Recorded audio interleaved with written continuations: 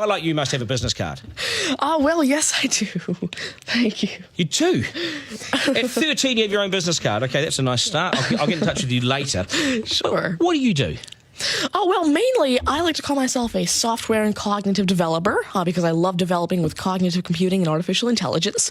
I'm an algorithmist. I love working with, designing, and implementing algorithms. I'm a keynote and TEDx speaker. I'm an author. I've written a book, and I'm working on another one about IBM Watson. And, of course, I'm also an IBM champion for cloud and honorary IBM cloud advisor. Oh, where did Hang I on go a second. wrong? Someone just get me a flannel card down. Do you go to school? Well, I'm currently homeschooled in grade 8, going to grade 9 now. Wow. OK, so you're bright. Artificial intelligence, it's taking over the world. Is that fair to say?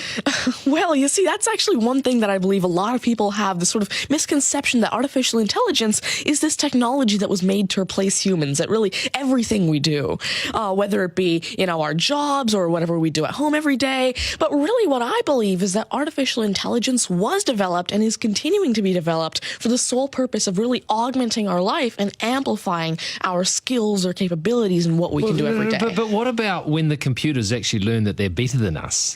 Well, you see, that's sort of called a singularity of artificial intelligence, at which point artificial intelligence has surpassed human intelligence to the point that we cannot control it.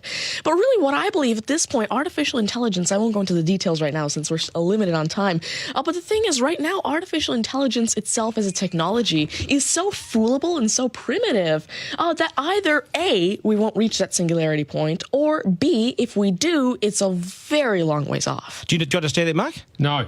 I couldn't. I wanted to take notes for the exam at the end of this. You lost them in the first sentence. Could I perhaps offer you a golf ball? There you go. Thank you very much. You do this YouTube channel, which you teach people. What is that all about, and who is your target audience? Yeah, sure. Now, I actually have a YouTube channel called Tanmay Teaches that I've been running for around 6 years now, and it has over 144 videos and now 22,000 subscribers. And so on it, I love to teach about computing, really programming, these algorithms that I develop, machine learning especially, math, science, and especially technologies like IBM Watson. Because, of course, I like to share my knowledge because I realize that there's this lack of resources for people to learn about technologies like AI, which is why I absolutely love sharing my knowledge through, of course, these YouTube videos, the books that I'm authoring, the keynotes that I have, and really Watson comes in here in such a great way because Watson allows me... What's Watson? Sure. Mark thinks he's a golfer, but what is Watson? Now, IBM Watson is essentially a cognitive system that allows developers to incorporate cognitive and machine learning into their applications without having to code in the actual intelligence. And what this means is that, of course, right now, really one of the main reasons developers aren't incorporating more machine learning into their apps is because it's so hard to do. It's really difficult to incorporate intelligence because... Has the I'm going to take this somewhere else, this interview. Has the Homeschooling Association of the World got hold of you as the front person? Well, there is actually a Homeschooling Legal Defense Association, I believe, HSLDA in Canada, and I actually had a keynote for them last year in Niagara Falls. You're the poster boy for homeschooling, aren't you?